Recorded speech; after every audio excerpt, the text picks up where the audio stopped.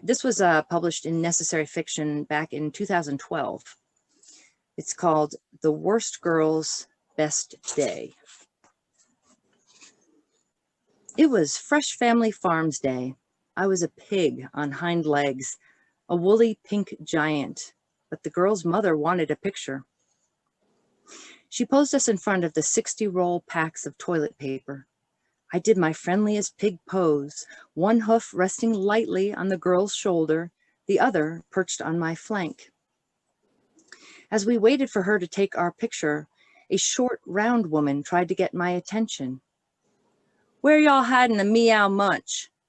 Spirals of hair sprang from her head like question marks. The girl's mother fussed with the zoom. "You hear me?" asked the spiral-haired woman. There was something more deep south than New England in her voice. In my cheeriest cartoon voice, I gave my line. "Oink, oink, the freshest pork comes from Fresh Family Farms." The woman raised her eyebrows. Click. Finally. I looked down at the little girl beside me. I did a dance, hoping for a real smile. My headpiece tumbled back, then forward. It sailed off snout first, smacking her forehead. It landed on the floor, near tubs of grape jelly. She did one of those little girl shrieks. The warehouse went silent. The only sound was the whoosh of automatic doors leading to the parking lot. Every time they opened, the Connecticut winter blew in.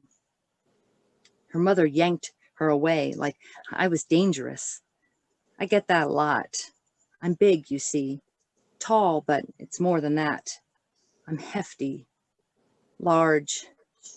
I'm a big girl, the worst kind of girl you can be. So I like costumes. I've been an Oscar Mayer wiener, a Vlasic pickle, Heinz ketchup. I used to be the Dole pineapple, but since the recession, I'm usually cheaper fruit. The mother shouted, "What's your name?" "Jerry, giant." The old playground chant was in my ears. They stormed off, the mother holding a bag of frozen peas to her daughter's face. Watching all this was the short, round, spiral-haired woman. "They've got you dressed as a farm animal," she said. Did I? Hurt her? "She'll hate pigs for a while. She'll get over it."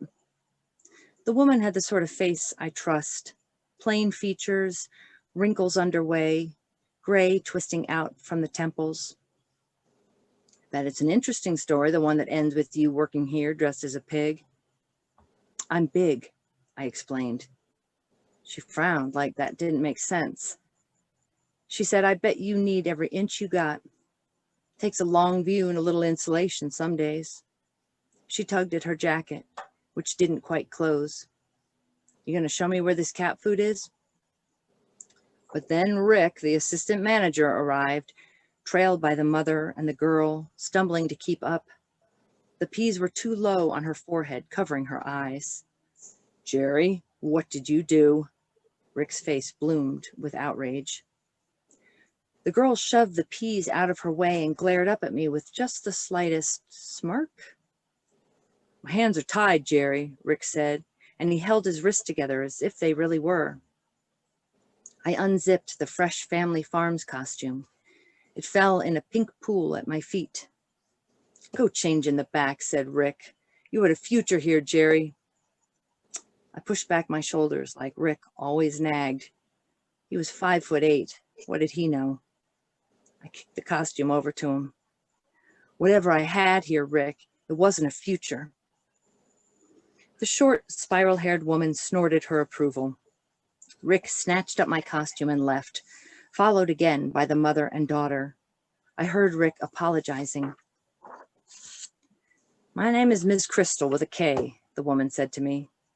"You're big, but are you strong? I just opened a cat sanctuary north of here. You get 4 of those 50-pound bags of meow munch in my van and you're hired.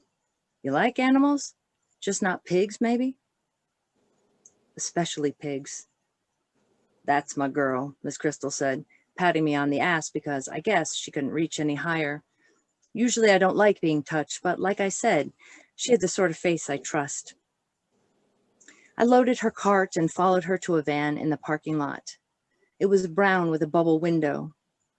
As she unlocked the rear doors, it occurred to me that normal women know better than to follow strangers into vans.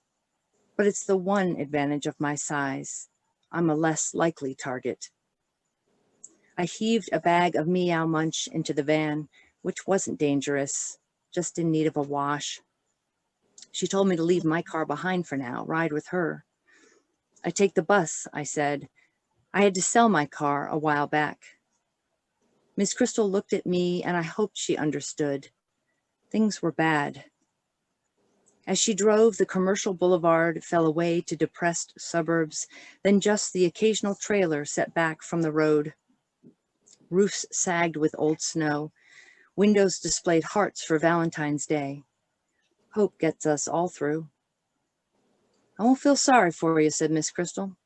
Her spirals bounced with the ruts in the road. But I'd like to hear that story of yours. She kept her foot on the gas, even when we hit ice. She understood momentum.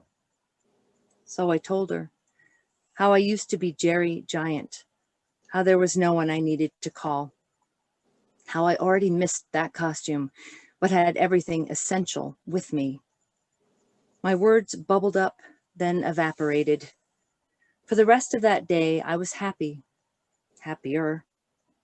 Miss Crystal drove me towards whatever was next. My past shrank to nothing in the rear view.